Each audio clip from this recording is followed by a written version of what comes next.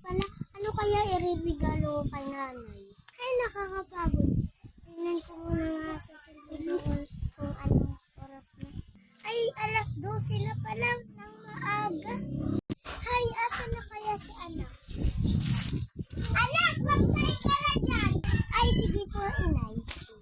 Ay, naku, magpapasko na wala pa ako regalo kay nanay. Tapos na pala itong niluluto ko. Ay, tatakpan ko muna ito. Baka kaya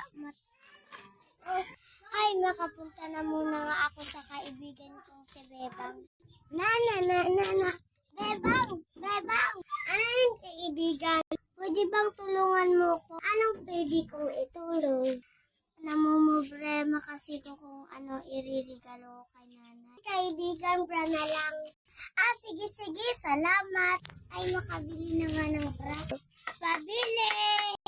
Ay, ano yun, Nena? Bibili po ako ng bra. Anong color, Nena?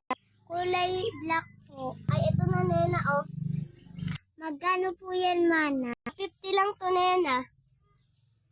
Yay! May regalo na ako kay nanay. Salamat talaga kay Bibang. Muna nga ako. Dito ko muna nga to. Let's go. After 5 seconds. Magpapasko na pala mamaya. Nay, nasaan ka na po? O anak, andito ko sa kusina. Nagaano ka po dyan, Nay? Nagluluto ng paghahanda natin.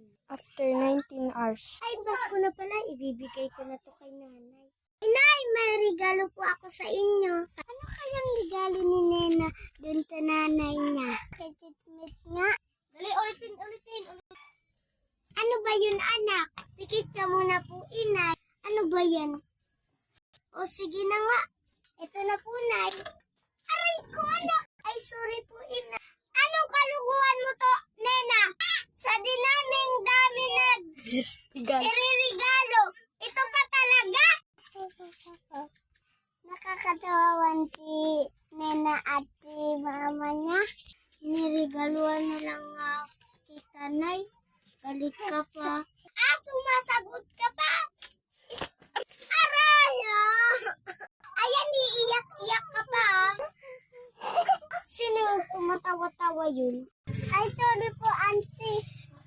Sorry po, auntie. Aalis